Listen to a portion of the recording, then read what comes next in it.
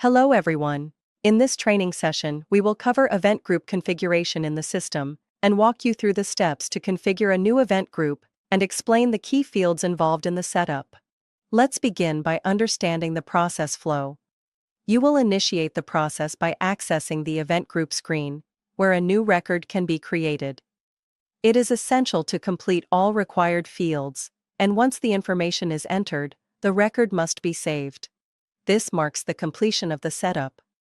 The prerequisite is to ensure that the organization's setup has already been completed before proceeding.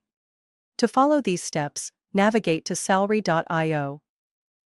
Under RetroPay Setup, select Event Group from the available options. Click on the option to add a new record.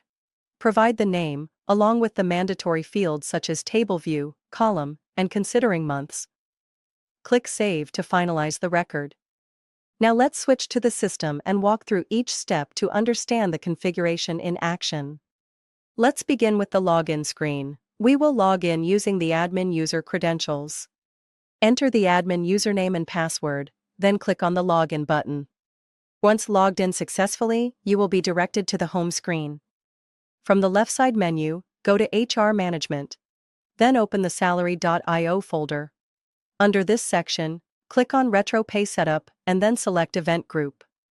This will open the Event Group configuration screen. To create a new event group, click on the New Record button. You will now see a form with several fields that need to be filled in. First, select the organization to which this event group belongs.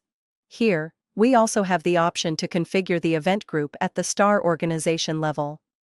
This means the configuration will be applicable to all organizations in the system. It is a helpful option when the same configuration needs to be reused across multiple companies or business units. In the name field, enter a descriptive name for the event group.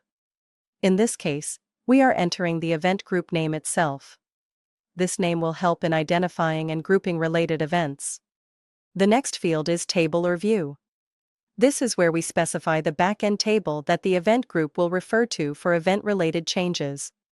If we are tracking salary-related changes, we use the table VA058_ELE entry values VA058_ELE entry values _ID. This table includes important salary elements such as earnings, deductions, and other payroll values. Here, we define the specific column that holds the data we want to monitor or update.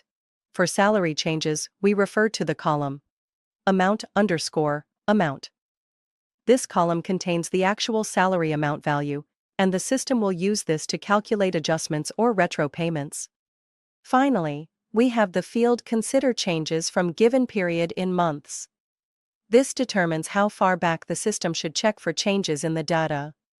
For instance, if you enter 3, the system will evaluate any updates or differences made within the past 3 months. This is commonly used to calculate arrears or retro pay. Once all fields are entered correctly, click on the Save button to complete the setup.